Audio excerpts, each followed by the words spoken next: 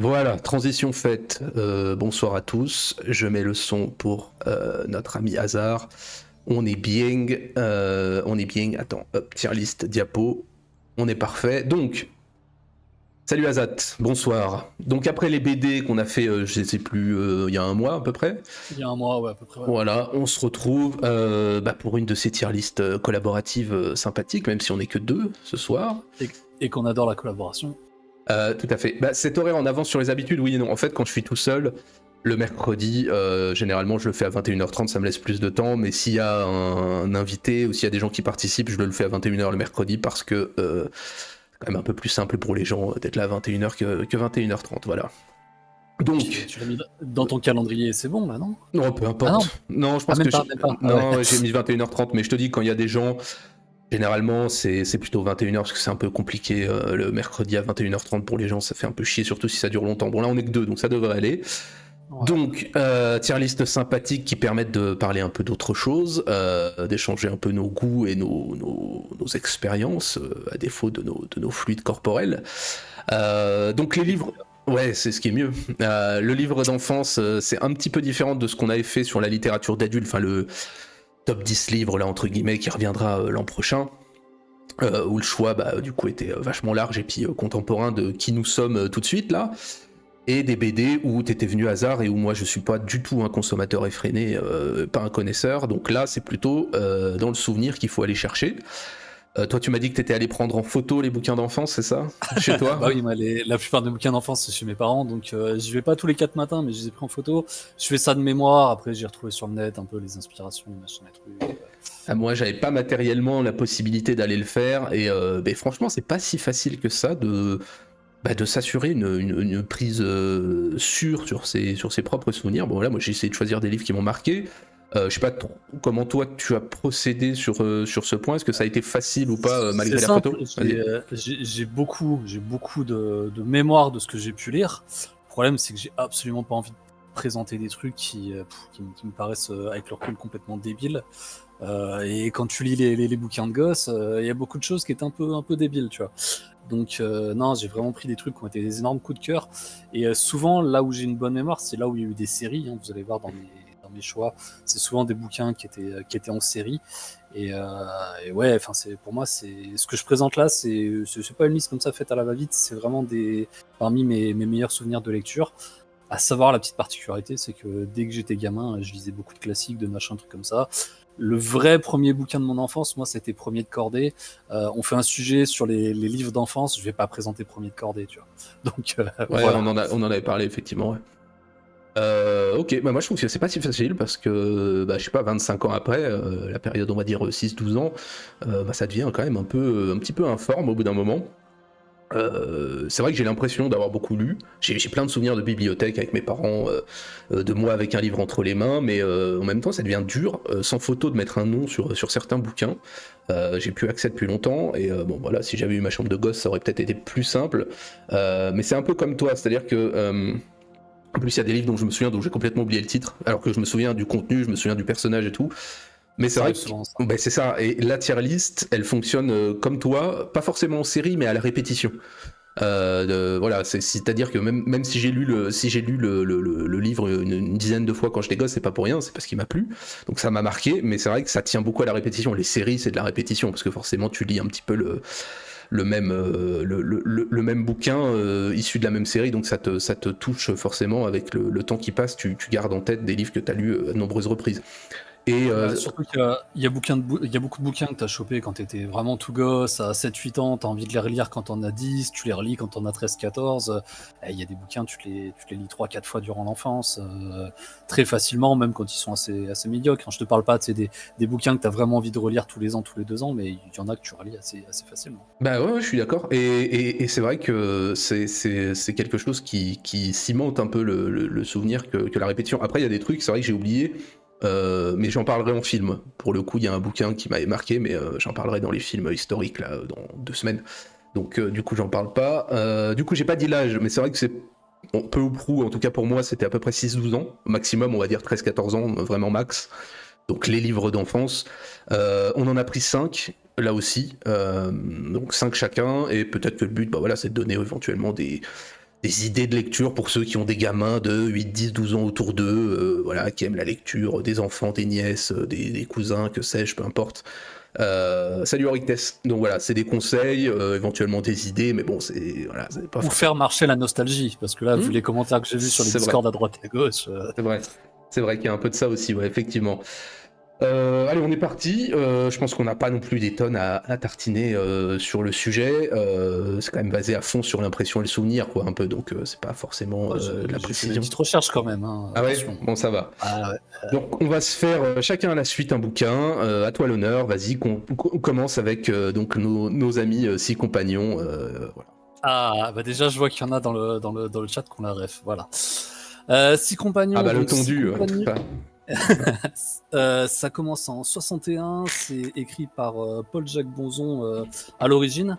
Il me semble qu'il est mort à Valence, voilà, ce sera pour la culture générale de chacun, parce que moi j'ai vécu dans la Drôme et il avait son nom un peu partout. Exactement, il est du coin, donc il est mort en 78, mais il avait encore des bouquins dans les tuyaux. Ils sont parus donc sous son nom jusqu'en 80, et de 80 à 94, vous avez eu de nouveaux auteurs, dont en plus c'est marrant, ça je le savais pas, je l'ai découvert en faisant mes recherches. Un de ces auteurs, c'était... j'ai pris son nom ou pas? Ah, j'ai pas pris son nom, merde. Ah, je sais pas. Si, c'est Olivier Séchant, un des auteurs qui a repris juste après lui. Ah, de la Olivier famille Séchant. Il est de la famille ou non. pas? Ah. Ouais, c'est tout simplement le père de Renaud, le chanteur. Ok. Voilà. Donc, lui, de son vivant, il a écrit 38 romans, donc des six compagnons, ce qui est énorme. Et il y a eu 11 romans qui sont publiés après, jusqu'en 94. La série, alors ceux qui ne connaissent pas du tout, hein, c'est une série complètement inspirée du Club des Cinq, hein, de l'auteur anglais Enid Blyton. On va suivre les aventures de six camarades, hein, les six compagnons de la Croix-Rousse. Si je peux me permettre, c'est peut-être un petit peu plus adolescent que le Club des Cinq, je trouve. Qui est vraiment plus enfance dans mon souvenir, mais bon, je peux me tromper. Alors attention, ça évolue pas mal. Ah ouais. Ouais. Au début, c'est très enfantin. Je crois qu'il commence même au CM2 ou quelque chose comme ça. Et après, ça devient collégien puis lycéen. Et il y a aussi une chose, hein, c'est que bon, je vais en parler dans le sujet, mais on a des gamins qui étaient complètement, mais vraiment, mais à des milieux de ce que sont nos gamins aujourd'hui, beaucoup plus débrouillards ou ce genre de choses. Donc on a envie de leur donner un âge plus important que ce qu'ils avaient. Non, c'est des collégiens. C'est vraiment des collégiens, quoi. Je crois que quand ça se termine, l'histoire, ils ont 17 ans grand max, quelque chose comme ça. L'auteur, donc c'est un prof, oui, il était à l'éducation nationale, il prend sa retraite à 53 ans. Donc, félicitations à lui, hein. On l'aura pas tous à cet âge-là. Un autre monde. Faut savoir, il s'est mis à écrire donc quand il est arrivé à la retraite, ou peut-être une retraite un peu anticipée, je sais pas, mais il s'est mis à écrire à ce moment-là. Il a écrit plus de 120 bouquins, donc entre ses 53 et la fin de sa vie, je sais pas à quel âge il est mort. Là, le site que j'ai pris là pour me faire une petite idée, m'annonce en fait que 120 bouquins, durant sa publication, ça fait 4 bouquins par an. Donc, ce qui est un gage de qualité littéraire. Ouais. Il est mort à 70 ans, voilà, si tu veux tout savoir. 70 ans, bah tu vois, voilà, en 17 ans, il a publié 120 bouquins. Pour parler un peu du sujet, donc à l'origine on suit le premier narrateur, parce que ça a changé un peu selon les cycles, c'est Tidou, hein, le héros de l'aventure, donc le gamin auquel tout le monde va s'identifier. Il part de sa petite campagne natale et il va emménager à la Croix-Rousse, donc ceux qui connaissent pas la Croix-Rousse, c'est un des quartiers de Lyon, sur les hauteurs. La bande des six, hein, des six compagnons, c'est pas du tout six compagnons, en fait ils sont 8. Tidou il est accompagné de son chien loup Kafi et de sa petite copine Maddy, mais manifestement le chien et la copine n'ont pas été retenus dans les 6, hein, voilà. Côté nostalgie, donc ceux qui connaissent un peu, voilà, il y a des personnages très hauts en couleur.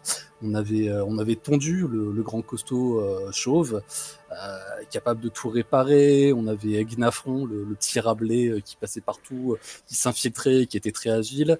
Le bien nommé Bistek, fils de boucher, donc excellent cuisinier qui leur faisait la popote en permanence. On est quasiment plus sur des camarades, on est plus sur une équipe de jeu de rôle, mais bon. Ils avaient tous leur intérêt et c'était ouais, c'était bien réparti, les personnages étaient bien travaillés, et au fur et à mesure de l'aventure, au fur et à mesure des tomes, le narrateur n'est plus que le personnage d'origine, hein, Tidou. Il va y avoir des tomes où c'est d'autres personnages qui passent à la narration, et on finit même sur des narrations un peu plus larges, où chaque personnage en fait va avoir droit à sa séquence, et on change de personnage à chaque fois, quoi. Et je crois que le plus marquant, moi mes souvenirs j'en avais pas mal, hein, les 6 compagnons au gouffre Marzal, je sais pas quoi, enfin des trucs dans ce genre-là. Ouais. Je crois que le plus marquant c'est que les types, alors ils ont 13-14 ans, ils peuvent pas sortir sans qu'il se passe des trucs de fou.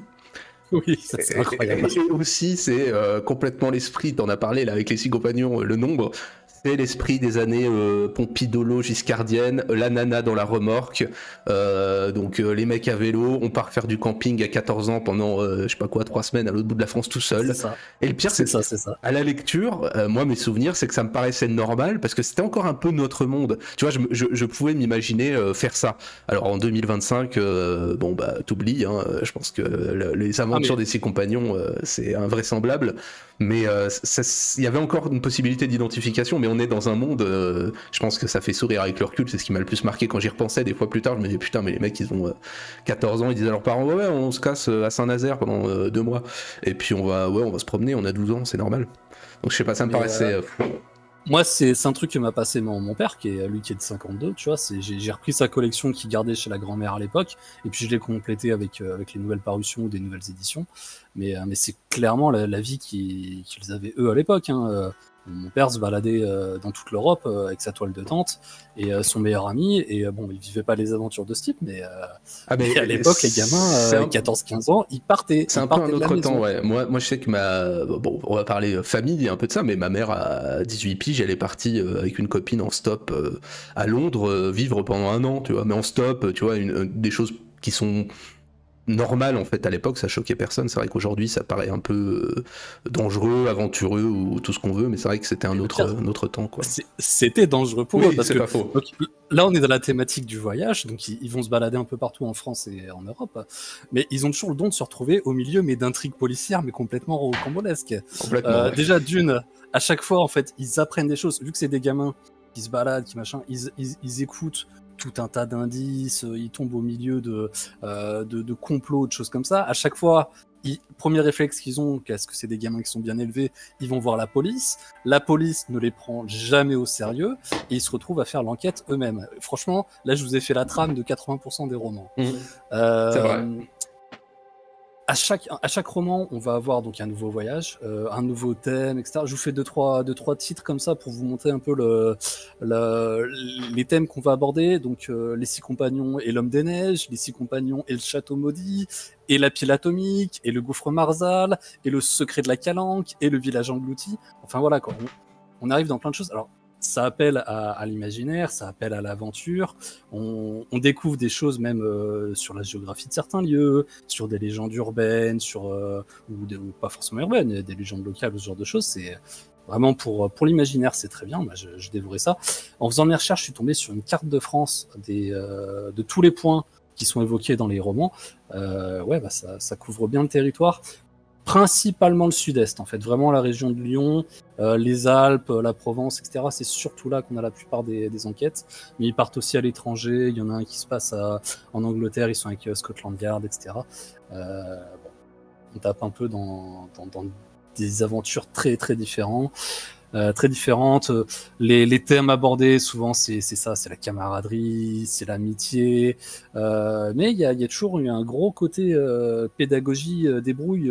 On n'est pas dans du MacGyver, mais souvent c'est la bonne idée, c'est tiens, comment on va survivre, mais comment on va passer telle crise, comment on va se débrouiller parce qu'on manque d'eau, parce qu'il faut trouver à manger, comment on va aborder les gens pour qu'ils nous écoutent, ils nous reçoivent. Il y a plein de choses comme ça qui pour un gamin qui aura envie de voyager, c'est intéressant. Et puis c'est positif. C'est gentillet, donc voilà, vous pouvez tout à fait les procurer à des gamins. C'est pas gentillet, pour dire les choses telles qu'elles sont. Il y a un sens moral qui est voulu par l'auteur. L'auteur, donc, je rappelle, a sorti l'éducation nationale, mais bon, les années 50-60. C'est ça. C'est ce que je veux dire, c'est pas transgressif. C'est pas. Non, mais il voulait absolument inculquer quelque chose aux gamins, un esprit de débrouille et un sens moral très fort. À chaque fois, dès qu'ils voient une injustice, ils essaient de s'interposer, ils essaient de mener des enquêtes, ils en parlent tout le temps aux adultes, etc. Il y a une volonté de l'auteur de faire quelque chose. Donc, si jamais vous avez ça qui traîne chez les parents, chez les grands-parents, les trucs comme ça, et que vous voulez en faire profiter vos gamins, n'hésitez pas. Ça rendra vos gosses intelligents, c'est évident. Ils apprendront plein de choses. Alors, attention, il y a juste un petit truc qui peut un peu choquer aujourd'hui, c'est le vocabulaire. Le vocabulaire des années 70, 80, quand ça a été écrit. On est un peu sur un vocabulaire désuet. Hein. Il y a des moments, ça parle sur les voitures, sur l'habillement, ce genre de choses. Ouais, ça peut choquer un peu les gamins. Ils vont peut-être pas toujours comprendre. Au pire, ils demanderont aux parents ou ils regarderont sur le net. C'est pas grave. Autre chose, sur le vocabulaire toujours, c'est des gamins très populaires, hein, vraiment, et donc avec un grand cœur, mais très populaire. Et il y a beaucoup une espèce d'argot lyonnais. Ouais, il y a un langage lyonnais, ouais, tout à fait. Ouais. Donc, peut-être que vos gamins, si vous leur donnez ça, ils se diront tiens, c'est des gaunes. Donc, les gaunes, c'est effectivement rien que ça. Effectivement, déjà, si tu sais pas ce que ça veut dire, c'est problématique. Donc, oui, t'as raison de le signaler. Non, quand je dis gentillesse, ça n'est pas transgressif et ça peut être lu par un gamin de 8-10 ans. Il va pas en ressortir en disant mais papa, qu'est-ce qu'il fait avec la dame, quoi. Tu vois, c'est. Voilà. C'est sûr, ouais. C'était plutôt ça. Ouais, surtout qu'en plus tous les gamins sont vachement attachants. La petite fille justement, elle a un handicap au début de l'histoire. Il y en a un, on annonce pas sa maladie, mais celui qui est tondu, c'est que justement on imagine il a eu une leucémie ou quelque chose comme ça. C'est pas précisé exactement, mais on peut s'en douter. Donc on apprend à traiter les autres dans leur diversité, ce genre de choses. Vraiment, il y a un sens moral qui est très développé. Il faut savoir une chose, hein, c'est que la série, elle a eu énormément de succès. À une époque, mais tout le monde en avait à la maison, vraiment. Oui. Moi, ma génération, tous nos parents en avaient et nous on en a tous eu quand on était gosses. Alors j'ai pas trouvé le chiffre exact des ventes de la totalité de la série, juste l'éditeur précise que sur les meilleures années ils écoulaient quand même 450 000 exemplaires par an. La famille Bonzon est à l'abri. Ouais. Et voilà, juste pour terminer aussi sur le succès, donc on a une traduction en 16 langues. Donc autant vous dire que c'est allé loin. Je crois que c'est le Japon qui était très fan, notamment des Six Compagnons, parce que c'est tellement franchouillard que eux ils ont découvert ça dans les années 80-90. Vous connaissez le principe là, du syndrome de Paris. Ils ont envie de lire des choses qui nous rattachent à cet âge-là, à cette époque-là. Donc ça a énormément marché dans les années 90, début 2000 encore. Et donc la série elle a été aussi adaptée en BD, à la télé également. Il y a eu une micro-série, 5-6 épisodes. Je suis pas sûr que c'est beaucoup de succès parce que ça n'a jamais été refait. Et dernier point, la collection, et donc au début elle était sous la collection, c'est quoi? C'est livre vert, là je sais plus c'est quoi. Bibliothèque verte. Ouais. Et vous pouvez les retrouver aussi en bibliothèque rose. Alors bibliothèque rose, attention, c'est pas ce que vous croyez, hein, si vous n'êtes pas si vous n'avez pas l'habitude des livres pour enfants. La bibliothèque rose, c'est juste la bibliothèque verte un peu retravaillée. Et il me semble que tous ceux qui sont dans la bibliothèque rose ont été réécrits avec un vocabulaire plus courant. Ça a dû être fait dans les années 2000. Donc attention, si vous voulez en acheter ou ce genre de choses, regardez bien ce qu'il en est. Je peux pas vous donner d'avis sur la bibliothèque rose pour le coup, mais peut-être que pour des gamins qui savent pas ce que c'est qu'un chandail ou ce genre de choses, c'est peut-être mieux d'offrir une bibliothèque rose. Je pense avoir fait le tour. Si t'as des questions, ok. Sur le chat, t'as des questions. Non, je connais en plus assez bien et je pense que ça fait partie des séries. Bon, après, c'est une question de génération, mais en tout cas, pour les gens qui ont la trentaine, qu'on maîtrise assez bien et on n'a pas pu y échapper, à mon avis. Mais non, rien de. Moi, pas de questions. Après, le chat, on verra bien au fur et à mesure des échanges. Bon, alors, continuons avec moi. C'est parti. Ouais, tout à fait. Alors, je préfère le dire de suite, effectivement, sans animosité pour nos plus jeunes. Il est possible que le livre, en l'occurrence que je présente là, tout surtout soit aujourd'hui plutôt pour un collégien de fin de cycle intéressé par la culture. Alors, je ne peux pas quantifier la dette que j'ai auprès de ce livre. Je pense que de tous les livres, c'est sans doute celui que j'ai le plus lu étant gamin, et un des rares que j'ai encore dans ma bibliothèque. Tout est dans le titre et dans le sous-titre défini comme, vous voyez, le petit dictionnaire de l'insolite et du sourire, c'est ce qu'il est. C'est ce qu'on connaît du mélange de culture et d'insolite qui balaye tout un ensemble de, on va dire, des richesses et des délices du patrimoine et de la langue française et de ses personnages. Vous y trouvez des entrées qui vont d'aphorismes à Mort Bizarre en passant par Contrepétrie, Sacha Guitry, voilà, il y a vraiment de tout. Je me souviens encore des Contrepétries du bouquin, c'est là-dedans que j'ai découvert ce que c'était, hein, gamin, j'ai aucune idée de ce que c'était une Contrepétrie. Elles m'ont marqué à vie, je peux encore les faire de tête, hein, je sais pas, que de gîtes, la pauvre femme habita, Tacite se promène en babouche, voilà, ce genre de choses. Ouais, pour les enfants, Ouais, tout à fait. alors si tu veux arriver à un certain âge, 10-12 ans, bon ça te fait rire quoi, tu vois, ça reste des trucs, ça parle de beats, bon voilà, c'est pas gravissime. Il y a une paire de trucs dans le bouquin qui m'ont vraiment marqué à vie, mais c'est pas juste de la gaudriole, hein, ça m'a permis d'apprendre ce que c'était. C'est une porte d'entrée vers tout un monde de culture, parce que très souvent ça parle de choses, et on en parlait là avec les 6 compagnons, ça parle de choses auxquelles quand vous êtes gosse, un petit peu moins ado, mais vous comprenez rien généralement. Et donc ça vous force à créer pas mal de liens, pas mal de connexions, ça vous force à vous renseigner. Alors, on est au temps de notre lecture et de ce qu'on partage, hein, nous, les anciens, c'est un temps, disons, d'internet balbutiant, débutant. Donc c'est clair qu'aujourd'hui, un gosse débrouillard, il va ouvrir Wikipédia pour se renseigner, mais nous, on n'avait pas de page syllogisme, Académie française ou que sais-je. Donc ça m'a fait découvrir énormément de choses. En plus de ça, de l'aborder avec pas mal d'humour. Salut Dergos. Avec plein de citations, donc voilà, moi je le conseillerais à des gamins aujourd'hui, allez on va dire d'au moins 12 ans, tournés vers la culture générale, que vous sentez un petit peu enclin à savoir un petit peu tout sur tout, hein, ce qui est mon cas, rien connaître en profondeur mais savoir un peu tout sur tout.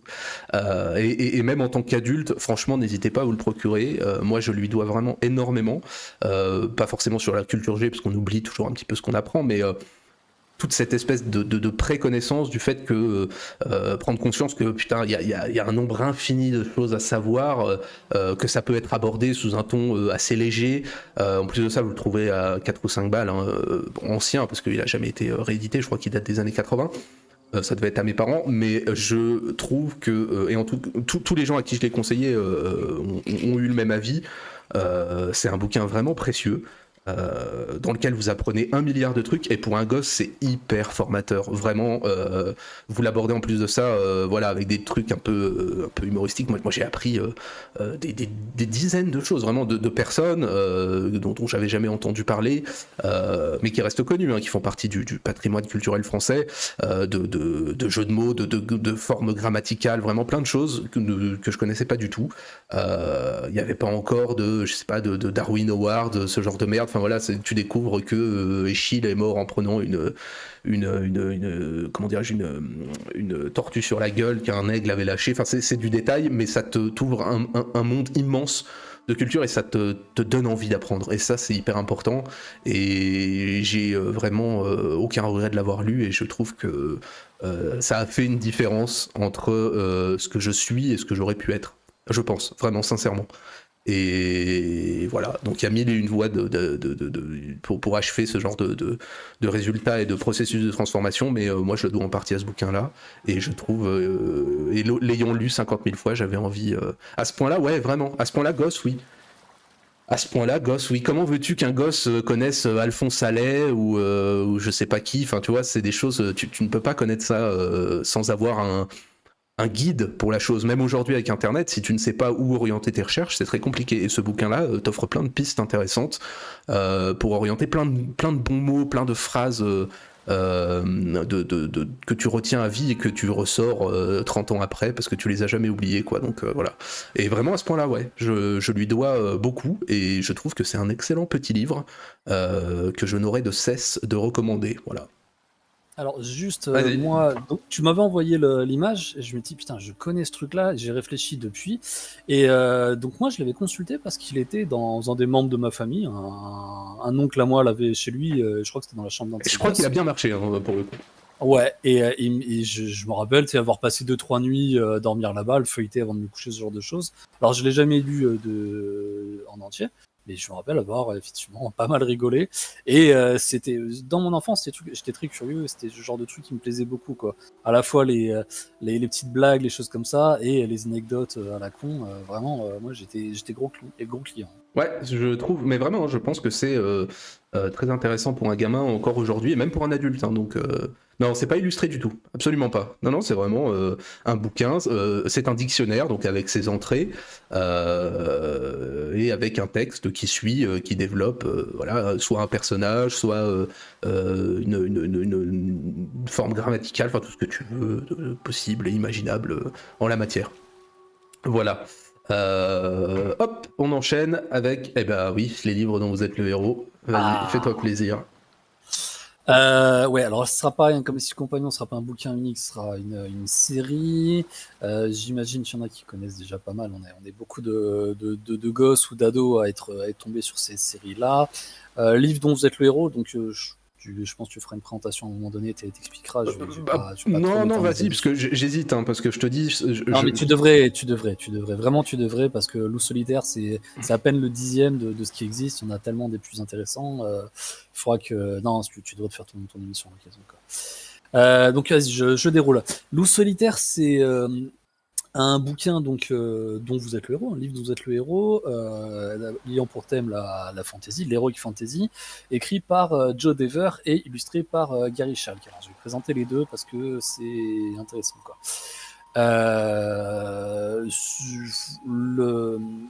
L'auteur à l'origine, donc Joe Dever, c'est un rôliste invétéré, champion américain de Donjons et Dragons en 1982. Attention, alors je dis les champions américains, mais l'anglais à l'origine. On est d'accord. Il va décider de populariser en fait son loisir préféré, déjà en Angleterre et puis après dans le reste de l'Europe. Mais vraiment en 82, ça faisait à peine 10 ans de Donjons et Dragons, donc il avait un petit peu peur de la formule, et il s'est plutôt orienté, donc plutôt que sur un jeu soit de plateau, soit sur un jeu voilà, sur les wargames, ce genre de choses, même si lui il adorait ça, il a préféré s'orienter sur les livres dont vous êtes le héros. Il n'a pas inventé le style, hein, il l'a repris, il était déjà avec les auteurs des premiers livres, il était déjà en cheville avec eux, donc il s'est tout simplement inspiré de la formule. En France, on a publié ça chez Folio de 84 à 97. Mais je dis 97 parce qu'il y a eu une grosse période sans production, mais ça a repris dernièrement. Je crois qu'il y a eu quelques tomes qui sont parus dernièrement. En tout, ça fait 31 tomes, et je vous ai mis sur l'illustration, je vous ai mis donc là, à gauche, vous avez les anciennes versions chez Folio, et à droite, vous avez les nouvelles éditions qui sont parues. Donc on est sur le même tome avec une édition augmentée, celle que vous trouverez aujourd'hui en librairie, c'est celle de droite. Alors, je fais un rapide. J'explique rapidement ce que c'est justement un livre dont vous êtes le héros. Un livre dont vous êtes le héros, en fait, c'est tout simplement, vous n'avez pas un livre que vous lisez de page de gauche à page de droite, paragraphe après paragraphe. C'est un livre dont les paragraphes sont numérotés. Et les choix que vous faites au sein de ce livre, de cette aventure que vous allez mener, vous amènent à des choix de paragraphes, tout simplement, et vous allez aller de numéro en numéro. Ce qui veut dire qu'en fait, un livre dont vous êtes le héros, vous pouvez le faire plusieurs fois en fonction de vos choix, de comment vous allez. Et tu peux mourir aussi, hein, très souvent. Hein. J'allais venir. Ouais, okay, en fonction de comment vous allez aborder l'aventure, et vous pouvez effectivement le refaire plusieurs fois parce que vous pouvez effectivement mourir. Chez Loup solitaire, ce qui est intéressant par rapport à d'autres livres dont vous êtes le héros, c'est que en fait l'intrigue du tome 1 jusqu'au tome 31, il y a une cohérence logique de tome en tome.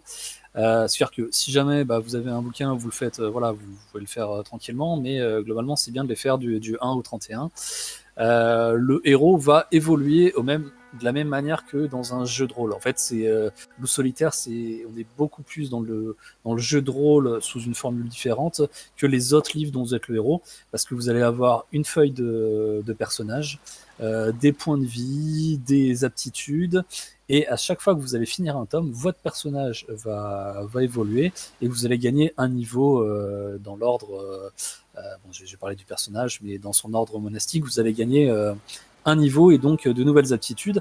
Ce qui veut dire que même après, je sais pas, juste avec 4 ou 5 tomes, si vous avez envie de revenir au premier ensuite en ayant gagné plus de niveaux, il va vous paraître un peu plus facile, ce genre de choses, et vous allez avoir peut-être une approche différente. Donc ça, c'est vrai que c'est dur à dire pour un bouquin, mais on va dire que ça améliore la rejouabilité. Voilà. Vous avez juste besoin, je voulais dire aussi une chose, juste besoin d'un crayon. Vous n'avez pas besoin de dés. On est sur un système de G de D10, mais que vous faites il y a une page. Donc là, en général, la dernière page du bouquin, c'est une espèce de quadrillage avec des chiffres qui vont de 1 à 10. Je crois même de 0 à 10 peut-être. Ouais, non, si c'est du D10, c'est du 1 à 10. Et vous mettez votre crayon au hasard dessus et ça indique le jet que vous avez fait. Donc vraiment besoin que d'un seul crayon. Alors pour vous donner un peu l'inspiration de quoi on parle, on va suivre en fait les aventures d'un moine chevalier de l'ordre de Kai dans un monde qui s'appelle le Magnamund. Voilà, donc il s'est vachement pris la tête à trouver le nom pour son monde, hein. Magnamund, le grand monde. Ok. L'ordre de Kai, donc ce sont les gentils, ils vénèrent le dieu soleil et ils se battent contre les disciples du dieu Nar, le dieu des ténèbres. Okay, jusque là rien de bien original. Loup solitaire, son nom l'indique, hein, c'est le dernier membre vivant de cet ordre, et tout au long des épisodes en fait, on va dire son aspiration, ce sera de recréer l'ordre monastique. Et justement, à la manière des campagnes de jeux de rôle, il y a plusieurs cycles dans Loup solitaire. Et vous allez, au bout de 2 ou 3 cycles, vous allez être non plus le premier loup solitaire, mais vous serez un maître du second ordre et ensuite même du troisième ordre, avec une évolution des règles, ce genre de choses, quoi. Parlons un peu justement de ces règles. Donc le personnage il a possédé des pouvoirs à la fois psychiques et physiques. C'est ce qu'on appelle dans cet univers les disciplines, hein, sciences de la médecine, art de la chasse, maîtrise des armes, puissance psychique, camouflage. On est dans le classique du jeu de rôle, hein, évidemment, mais il va quand même assez loin. On a une inspiration très orientale, hein. On est très dans l'inspiration Shaolin, ce genre de choses, la maîtrise du corps, voilà, il y a toute cette petite inspiration qui change un peu des conneries écrites directement par les Américains. Là, on sent qu'il fait quand même un gros effort de recherche et il a envie de se détacher un peu de Donjons et Dragons. Je vais vous citer quelques titres au passage pour vous donner l'ambiance. Alors, on a Dans l'enfer de la jungle, La métropole de la peur, Les druides de Sénère, Les pirates de Shadaki, La tour de cristal. Bref, c'est que du rêve, hein.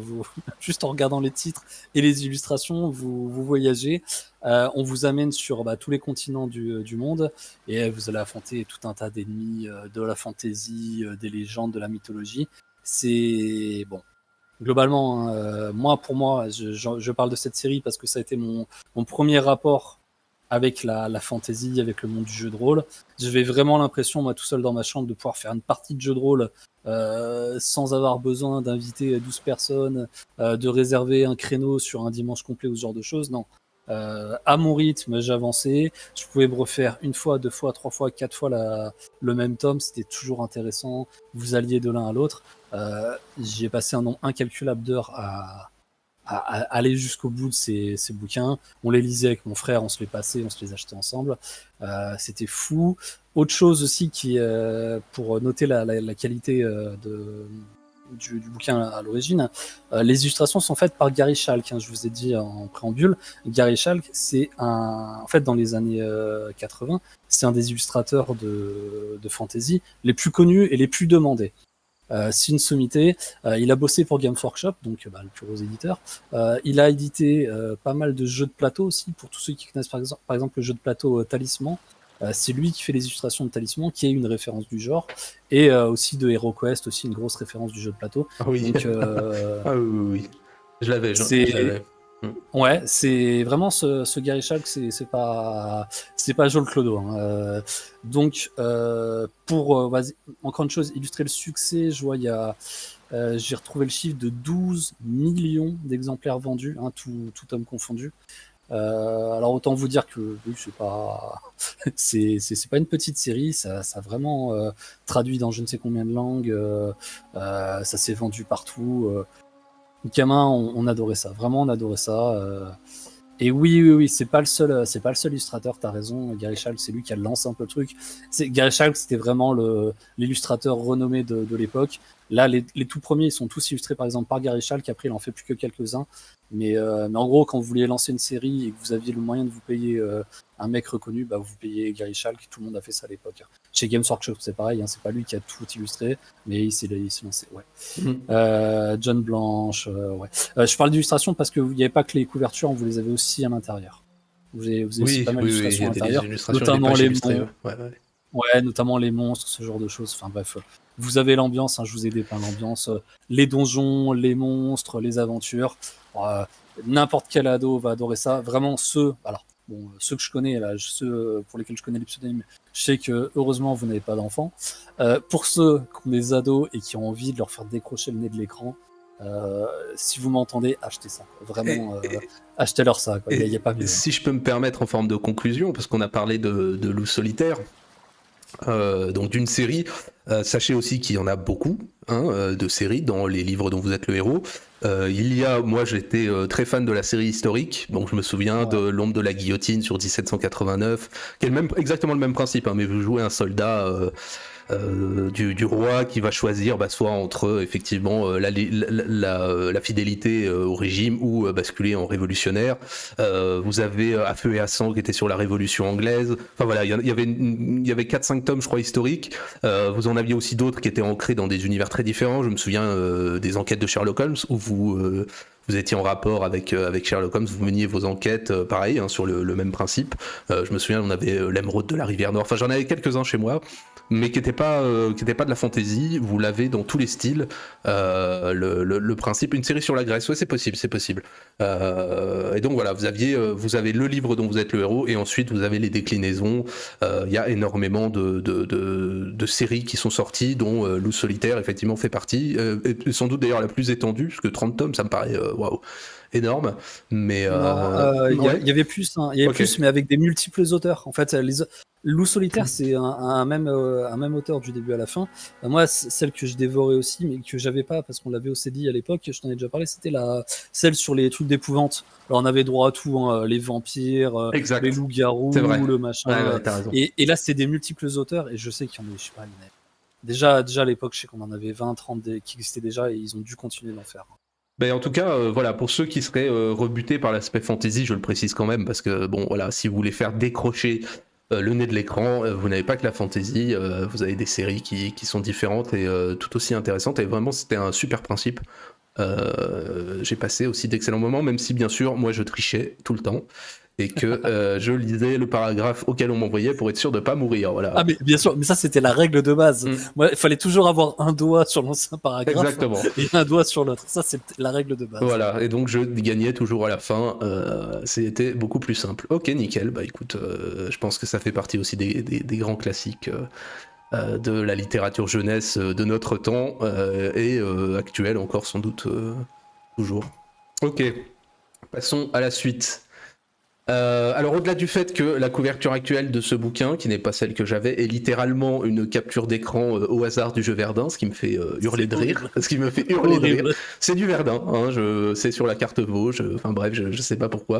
Et ben je dois dire que c'est un roman dont je me souviens très bien et qui m'a marqué, mais pas forcément pour des qualités de forme et de fond. On n'est pas obligé d'être marqué ou d'aimer je sais pas, de grandes BD ou de grands livres, on peut, mais aussi des trucs un petit peu pourris où ça nous a marqué.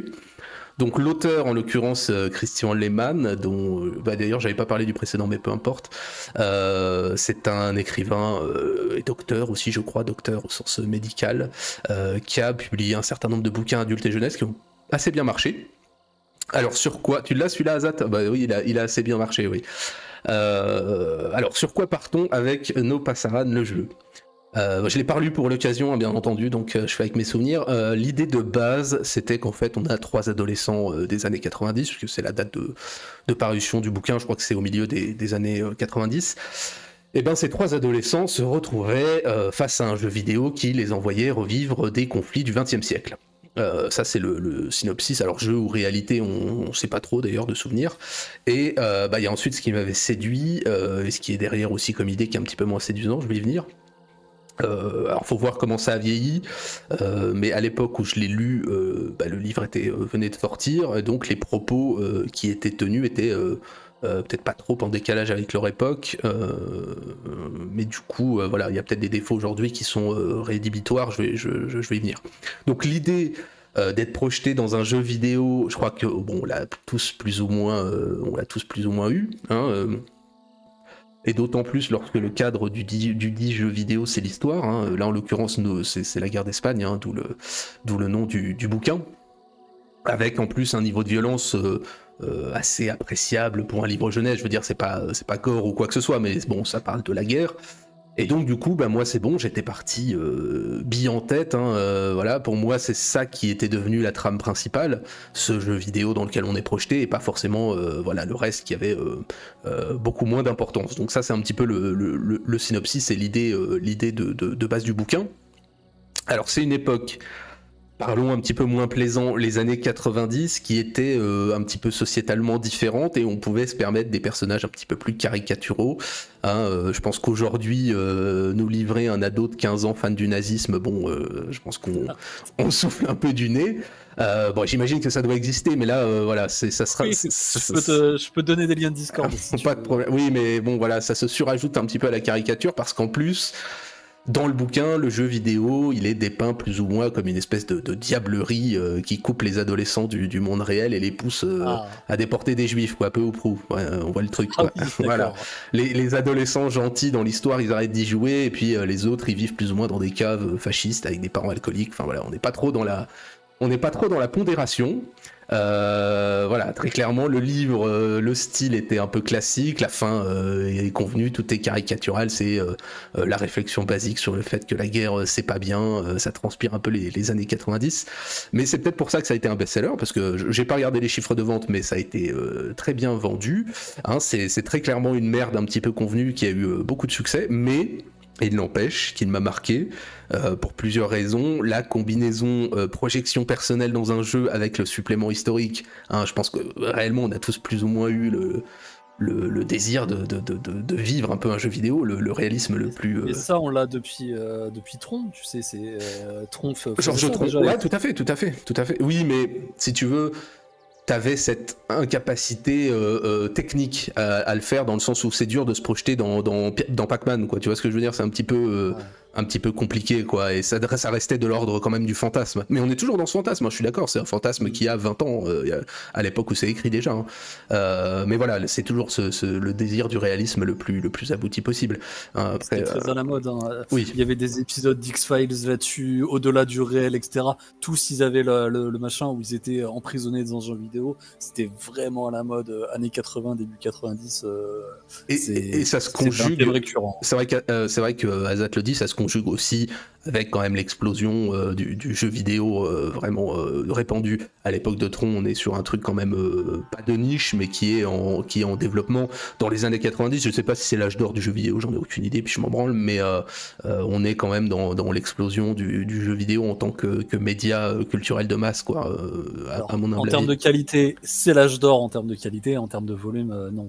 Oui, bien sûr. Non, mais âge d'or, c'est vrai que ça a plusieurs En termes de qualité, c'est sûr. Hein. T'as des années 96, 97, tu vois la liste des plus grands jeux qui sont sortis à ce moment-là, c'est toutes les séries qu'on va avoir en x10, 15, 20 exemplaires. Ouais, c'est clair. Toutes les déclinaisons viennent de ces années-là. Hein. Et on fera une tier list sur les jeux vidéo d'enfance, je pense. Ouais, non, mais ça peut être cool. M'invite pas. Ah si, ça peut être sympa. Et deuxième chose, pourquoi il m'a marqué, je vais être un petit peu plus polisson, c'est une des premières fois où je me suis demandé pourquoi j'aimais pas les personnages que j'aurais dû aimer, quoi. C'est la grande force des livres caricaturaux que de finir par nous faire aimer un petit peu les méchants. Donc le bon docteur Lehman m'a conduit sur la pente dangereuse. Donc voilà, on ne le remercie pas. C'est le problème de nous prendre. Non, j'ai pas découvert que j'étais nazi, peut-être pas, mais j'ai découvert que finalement il me cassait un peu les couilles les gentils quoi, et que l'autre, bon bah était nazi. On a tous des défauts, hein, mais que ouais, c'est un petit peu ça. Tu lis ça et tu dis bah moi aussi j'ai envie d'être méchant quoi. Donc tu te mets à te poser de mauvaises questions. Bon voilà, j'en ai dit du mal, mais je pense que ça reste un bouquin parfaitement lisible pour un 10-12 ans aujourd'hui. Bon, peut-être qu'il a un peu vieilli à l'heure des casques 3D, hein, j'en sais rien. Mais ça se trouve neuf, pas trop cher, genre à 7-8 balles. Et ça reste intéressant dans le mix jeu vidéo histoire pour des gosses. Et après, encore une fois, c'est des livres qui nous ont marqués. Donc voilà, et si Azad tu l'avais, c'est que effectivement il a été assez bien vendu. Mais c'est consensuel, tout à fait. Donc voilà. Mais d'un autre côté, les gosses, bon, est-ce qu'on doit les éduquer autrement ? Je ne sais pas. La question se pose pour tout parent. Donc moi-même, je n'ai pas encore la réponse. Le temps viendra y répondre à ma place. Ok, allez, à toi. Oula. Ah ouais, là, on est sur les livres, les lectures imposées chiantes du. Et ben même pas, Non. même pas. Alors je sais que pour beaucoup ça va être ça. Moi c'est tout simplement un souvenir de jeunesse. Ah, livre d'école qui nous dit Azat. Ouais, bah, on a eu la même réaction. Alors moi j'ai vu que j'avais une édition qui me vient, alors je l'ai sous les yeux, appartient à Blaze, 5e C, tu vois. Donc ouais, je l'ai lu en 5e, je l'ai étudié en 5e, mais avant en fait c'est un souvenir que j'ai, donc tout le monde je pense connaît, mais j'en parle un petit peu, on va parler de l'auteur et du contenu, mais juste je vais faire mon intro sur mon lien avec ce livre.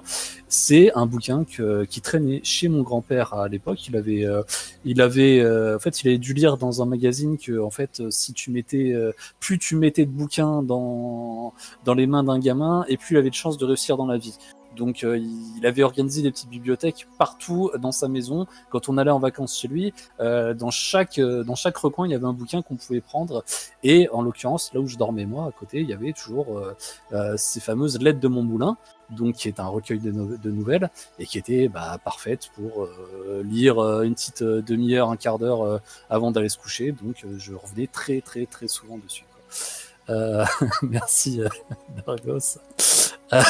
Donc L'aide de mon moulin, donc auteur Alphonse Daudet, c'est paru en 1869, sachant qu'il y a eu ça c'est la première parution en 69. Après il y a eu d'autres ajouts qui ont été faits en fonction des éditions. Vous avez plus ou moins des nouvelles, il y a des nouvelles qui peuvent s'ajouter ou disparaître, hein, tout simplement. Alphonse Daudet, donc, il est né en 1840, il est mort en 1897, assez jeune. Alors ceux qui s'intéressent un peu à la ville de Paris, qui se baladent, il est enterré au Père-Lachaise, hein, il a un tombeau, le petit Alphonse Daudet. Dans sa vie très jeune, il est né à Nîmes, il a grandi dans le sud, mais il est venu très tôt sur Paris.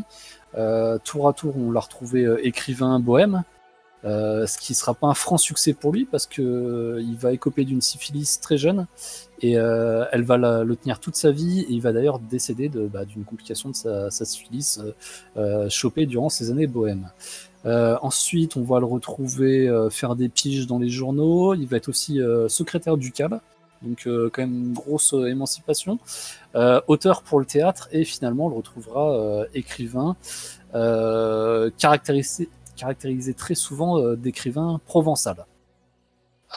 Ça, c'est comme ça qu'on nous le vendait à l'école. Donc, quand on fait des recherches en tant qu'adulte un peu sur les écrivains, bon, on se rend compte que manque de bol, même s'il a bien grandi à Nîmes, hein, s'il est originaire de Nîmes, il a vécu quasiment toute sa vie en région parisienne. Quand on s'intéresse un peu à la politique du bonhomme, sous la troisième, il était complètement anti-méridionaliste. Je ne sais pas si tout le monde connaît bien ce terme. Les antiméridionalistes étant ce courant qui disait que dans le sud il y avait que des déchets qui plombaient le pays et qu'il fallait s'en débarrasser. Voilà, je résume un peu, mais c'était ça la pensée de l'époque. Il avait d'autres anti quelque chose, mais bon, on est sur Twitch, on va pas trop en parler. Ce qui l'a pas empêché d'être très ami, c'est vrai. D'être très ami avec Émile Zola, hein, qui va faire sa nécrologie d'ailleurs, et je crois même qu'il était présent à son enterrement. Bon bref, c'était un grand de ce monde, il fréquentait beaucoup de personnes, mais bon, on va dissocier un peu le travail de l'auteur lui-même. Dernière chose aussi, hein, le fameux les lettres de mon moulin, il n'a jamais habité dans ce fameux moulin. Si vous allez voir le moulin qui existe encore et que vous comptez le visiter, bon, ne vous laissez pas prendre, hein, vous saurez ce qu'il en est réellement. Les lettres de mon moulin, c'est un recueil de nouvelles. Alors si on les appelle les lettres, c'est que fictivement, elles sont toujours mises en scène comme des lettres, ces fameuses nouvelles. Bon, c'est un procédé stylistique. Certaines nouvelles sont présentées même limite comme des fables, hein. Je pense que vous m'autoriserez celle-là. Surtout les plus enfantines, hein. Je pense notamment à La chèvre de Monsieur Seguin. Ce qui les relie toutes les unes aux autres, c'est le cadre provençal. Notamment l'immense culture de l'auteur sur toutes les traditions, tous les usages, les us et coutumes locales. La langue aussi, il y a beaucoup de patois provençal qui se glissent dans l'ouvrage, dans les noms, dans les habitudes des uns et des autres. Enfin, même certaines histoires, hein, de patelins locaux qu'il a pu entendre lui, il les a transformées en nouvelles. À savoir, hein, il n'était pas le seul à écrire les lettres de mon moulin. Il avait. Alors, c'est quoi c'est un porte-plume, hein, le terme que je dis, c'est pas une Porte-plume, oui, tout à fait. Ouais, il avait un ou des porte-plumes. Hein.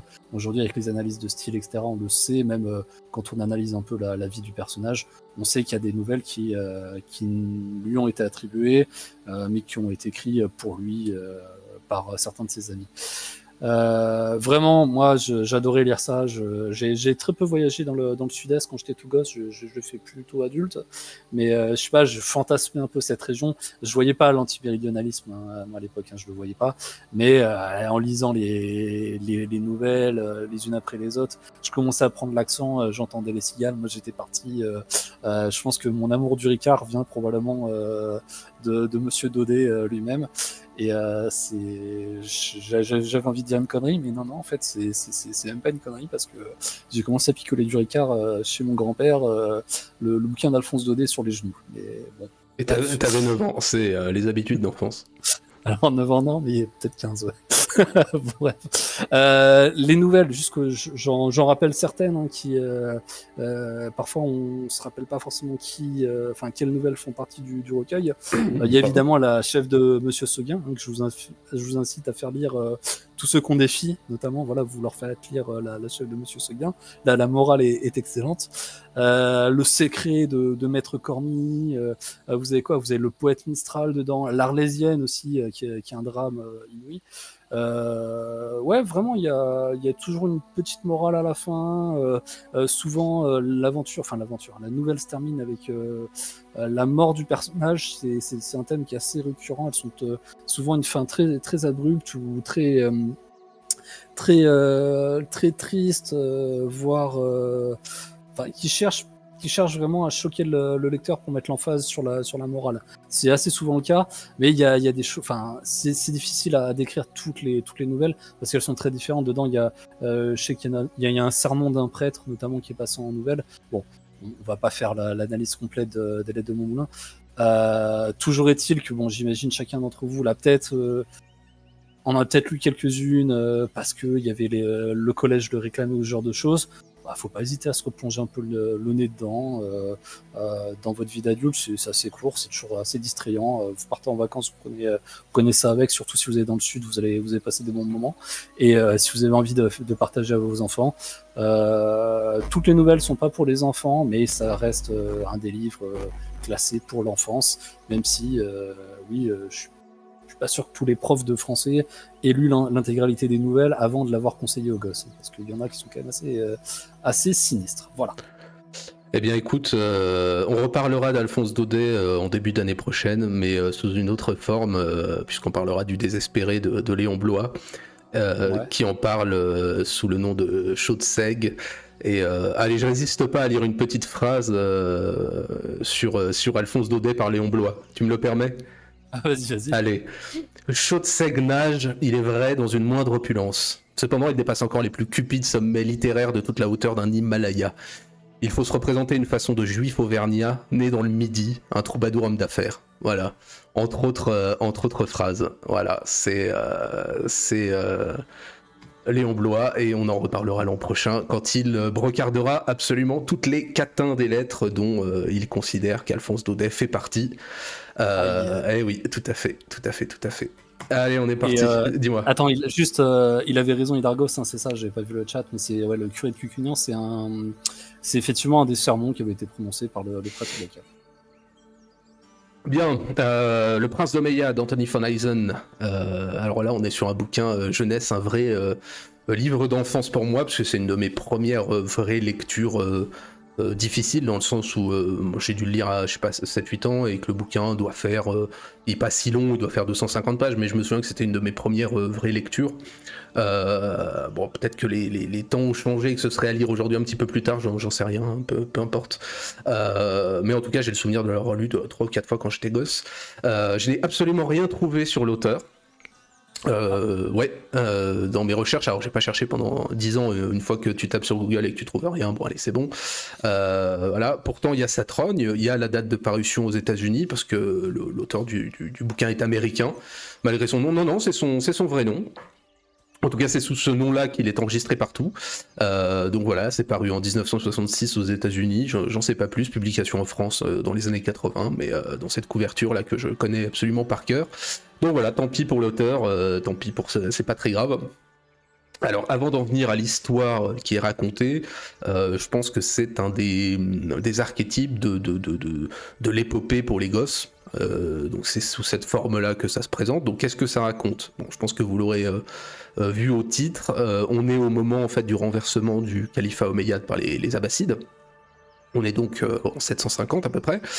Et on va suivre le dernier survivant, Abd al-Rahman, qui va transiter de la Syrie par tout le Maghreb vers l'Andalousie, après avoir allié à lui un certain nombre de tribus, puis il va prendre sa revanche et établir la dynastie que l'on sait, tout en ayant vécu au fil du livre, on s'en doute, un certain nombre de choses en chemin, puisque, bien entendu, dans une certaine mesure, tout est historique.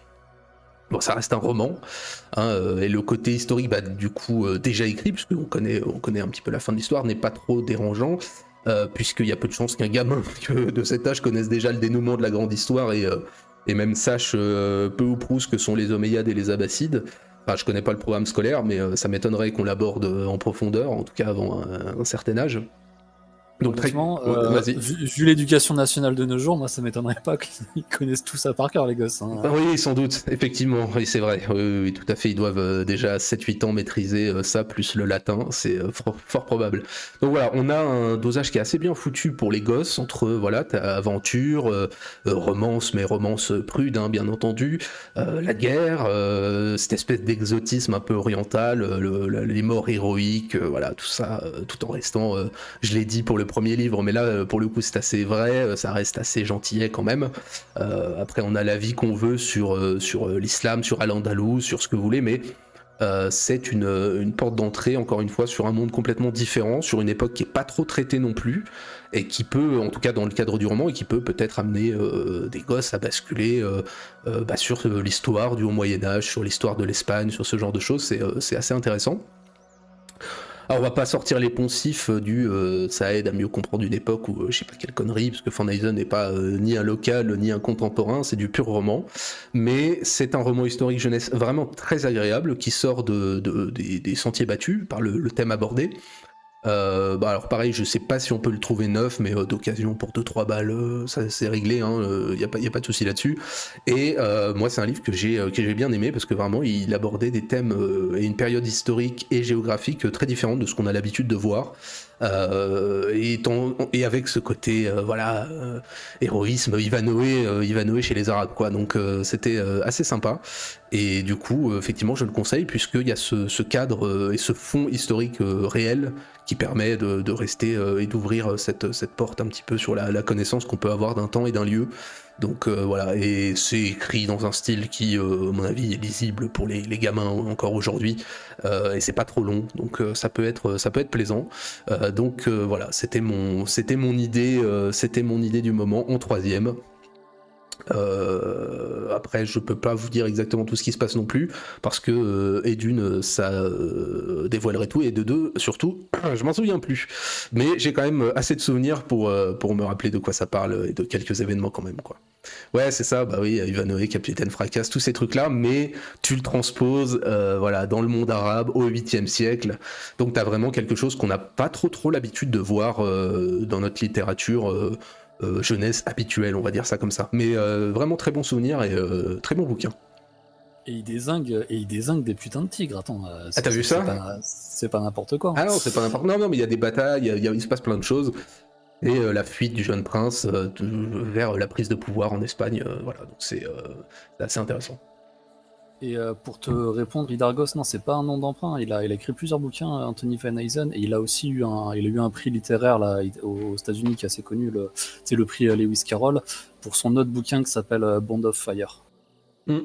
Mais en fait, je vois surtout dans mes recherches que c'est un auteur qui, il avait son job au quotidien, et il écrivait juste pour le plaisir. Il n'a pas été très prolifique, il n'a pas marqué beaucoup les esprits, mais finalement, il a quand même eu des prix, donc c'est à noter. Mais ça y va dans les clichés, oui, mais comme toute la littérature, on est, encore une fois, la date de parution du livre, c'est les années 60, on est dans les clichés, mais les clichés différents, c'est-à-dire que ça met plutôt l'emphase sur le côté positif, effectivement. En fait, le héros est transposable, même si c'est historique et qu'effectivement, du coup, tu peux pas non plus te permettre tout ce que tu veux. Le héros est un héros classique, transposé dans l'islam du 8e siècle, donc tu y retrouves les mêmes caractéristiques de bravoure du héros, les mêmes périodes, les mêmes doutes, les mêmes ce genre de choses, le même héroïsme de ses compagnons, mais effectivement transposé pour ce qu'est Ivanhoe au Moyen-Âge, ou en tout cas au Moyen-Âge arabe, quoi. Donc voilà, c'est un peu... Oui, c'est effectivement pas ça, quoi. C'est pas la même chose. Allez, enchaîne. Alors là, je n'interviendrai pas une seconde, parce que je n'ai absolument aucune idée de ce que c'est, ni de quoi que ce soit. Pas. Et l'auteur, tu connais pas? Absolument pas. Pourquoi je dois le connaître? C'est un oncle à moi ou un cousin? Oui, tu devrais le connaître. Ah bon? Alors, je vais vous présenter La mort du roi de Songor, livre de Laurent Godet, paru en 2002, édition Actes Sud. Alors, l'auteur, je vais en parler rapidement. À l'origine, lui, il est auteur de théâtre. Il faisait des pièces de théâtre au début des années 2000. Il sort son premier roman. Il décide de passer au roman en 2001. Donc, premier roman en 2001. 2002, il renoue avec les romans avec La mort du roi de Songor, dans lequel il passe à la postérité parce qu'il est élu prix Goncourt des lycéens. Et en 2004, il sort Le Soleil des Scortas. Celui-là, tu as peut-être entendu parler. Absolument jamais de ma vie. Tu sais, je suis un plébéien, moi. Hein. D'accord, mais c'est le prix Goncourt 2004 et c'est aussi grâce à Laurent Godet. Oh là, oui, non, mais au secours. Qui lit les prix? Tu lis les prix Goncourt, toi? Je vais en parler, juste après. Donc, Le Soleil des Scortas, c'est le prix Goncourt 2004 et c'est le tout premier prix Goncourt de Actes Sud. Voilà, c'est ami de l'édition. Voilà, vous verrez que j'essaie de suivre un petit peu. Et si justement je vous parle de Laurent Godet qui a reçu le prix Goncourt des lycéens en 2002, c'est que à l'époque j'étais moi-même jury du prix Goncourt des lycéens. Incroyable, mais on en apprend des choses. Et oui, on en apprend des choses, Alors, avec juste la petite particularité que je n'ai pas voté moi-même pour Laurent Godet, mais quand on nous a annoncé les résultats, pour vous dire à tel point on avait tous apprécié ce bouquin, c'est qu'on était tous très clivants. Alors, pour te dire, moi, les auteurs que j'ai rencontré pas mal d'auteurs à l'époque, justement, là-dessus. Des Amélie Nothomb, notamment. Tu me parlais de Marc-Édouard Nab. C'est l'année où il sort Alain Zanini. Peut-être, déjà que Marc-Édouard Nab, c'est de la merde. Alain Zanini, c'est le pire bouquin qu'il ait jamais sorti de sa vie. Donc, tout ça, c'est des bouquins que je me suis fadé. Et moi, j'avais voté à l'époque, j'ai oublié le nom, mais c'est celui qui deviendra le vrai prix Goncourt, pas celui des lycéens. Quand on nous annonce que finalement la majorité va pour Laurent Godet, tout le monde était OK là-dessus. En fait, tout le monde avait apprécié le bouquin, tout le monde avait trouvé des qualités, même si c'était pas le coup de cœur, tout le monde avait trouvé des qualités à ce bouquin. Laurent Godet, donc j'ai juste précisé une petite chose parce que Godet, ça peut porter à confusion. Laurent Godet n'est pas africain. Juste, je clôt un peu le truc. Ça lui a été reproché un peu parce qu'il va beaucoup écrire sur la culture africaine. Lui, c'est un fils de... Non, non, je vais pas te dire une connerie. Non, j'ai trouvé ça sur un site, je suis pas sûr que ce soit conforme. Soi-disant, il aurait eu une carrière militaire ou un truc comme ça qui aurait fait voyager. Je suis pas tout à fait sûr que ce soit ça. C'était pas un site vraiment de confiance, donc bon, je préfère pas le dire. Je sais pas ce qu'il a fait de sa jeunesse vraiment. Bah, Toujours est-il. l'école alsacienne, a priori. Ouais, mais Et le justement, collège tu vois, Paul Bert de Paris. Je sais pas. mais tu vois, j'ai vu des trucs sur Wikipédia que je fais confiance, j'ai lu d'autres choses à côté. Ok. Donc, voilà. Juste préciser le truc parce que tu vois, moi, j'ai recommandé Laurent Godet assez souvent et tu sais, on est un peu dans le délire de ouais, mais les gens qui écrivent pour la culture africaine, qui sont pas africains, c'est pas bien. Bon, Ouais, il faut bien que les gens le fassent, c'est pas eux qui vont le faire. Hein, donc, ouais, alors ça, c'est effectivement ce que j'en pense. mais c'est pas vraiment tu sais, c'est pas très populaire de dire ça. Donc j'enlève juste l'écueil. Je préfère préciser qu'il est pas africain. Donc si on a des aficionados de la culture africaine qui ont envie de se lancer dans la mort du roi de Songor, faut savoir que l'auteur ne vient pas d'Afrique. Bref. On passe à autre chose. Le thème de la mort du roi de Songor, c'est littéralement en fait la guerre de Troie, qui se passerait dans une Afrique antique ou médiévale. Hein, on précise jamais la date, ce genre de choses. On précise jamais de quel pays on parle. C'est une espèce d'Afrique fantasmée.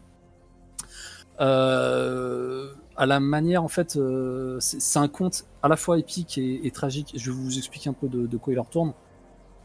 Vous avez donc le roi de Songor, hein, le roi du royaume de Massaba. Il décide de marier sa fille à un noble local, hein, celui qui est au début pris comme le héros, qui s'appelle Sango Kerim. Donc aux joies dans le royaume, tout le monde est bien content, avant qu'un autre prétendant se déclare, le prince Kwame. Vous voyez le parallèle avec la guerre de Troie. Les deux princes vont se partager, enfin, vont vouloir la même femme. Ils vont se livrer une guerre atroce. Le royaume est déchiré et là, coup de génie ou de Trafalgar, selon ou de Jarnac. Non, mais selon où on se place, le roi de Songor va vouloir se donner la mort pour éviter que les pères du royaume s'entre-déchirent et fassent la guerre. Avant de se donner la mort, il va donner une ultime consigne à son plus jeune fils, c'est-à-dire bâtir 7 tombeaux qui représentent les 7 aspects de la personnalité de son père. Et vous avez tout ce qu'il faut pour faire une bonne intrigue, pour mettre en scène tout l'héroïsme dont vont être capables les personnages. Il n'y a pas de bon, il n'y a pas de méchant, c'est vraiment un bouquin assez pessimiste sur la nature humaine. La tragédie pure, on sait que ça va mal se passer. On sait que il va y avoir des morts, des sacrifices, et aucun des personnages n'aura un destin à peu près positif ou joyeux, hein, je vous l'annonce direct, l'auteur l'annonce direct, mais vraiment Laurent Godet là-dessus, il nous livre un conte qui est fascinant. Il s'intéresse beaucoup à la psyché humaine. Il va nous parler, moi, des thèmes qui me parlaient beaucoup sur les traditions religieuses des premiers temps, ce genre de choses. Il va donner corps en fait à un royaume de fiction, comme si vraiment il avait vraiment existé. Il fait énormément de travail là-dessus. Il a marqué tous nous jeunes lycéens, il nous a tous marqué, on a tous apprécié le bouquin. Et Laurent Godet fait partie des auteurs qui a été les plus récompensés en France. Hein. Mine de rien, sans vendre le plus de bouquins, il a eu énormément d'honneur. Donc je vous le conseille, ou si vous avez envie de le faire partager à un ado de votre entourage, plutôt ado, hein, plutôt collège-lycée, n'hésitez pas aussi, il sera toujours bien accueilli, il est pas très long. Moi, je vous le recommande. Je pense que je peux vous faire une bonne recommandation là-dessus. Ok, écoute, moi j'ai rien à dire parce que je ne connais absolument pas et du coup, le silence est d'or, hein, pour le coup.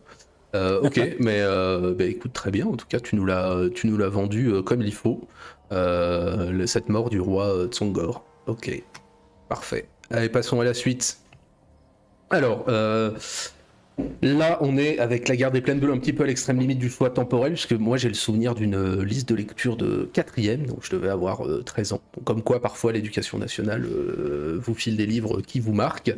L'auteur, donc Jean-François Chabat, est un auteur jeunesse qui a publié, je l'ai découvert, des dizaines de bouquins en fait. traduit en plus en une dizaine de langues. Enfin, je me souvenais plus de son nom, donc mea culpa. Et du coup, le mec est une référence en France, donc bravo à lui. Hein.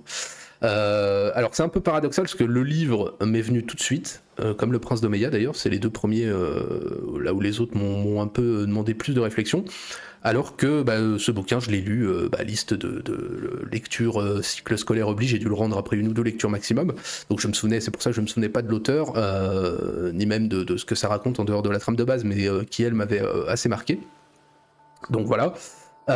Pourquoi? Alors, on est à mi-chemin, encore une fois, entre littérature, guerre et jeux vidéo, hein, qui était un peu j'allais dire mes passions, jeux vidéo pas trop, mais bon, qui était un peu, on va dire, mes centres d'intérêt de jeunes.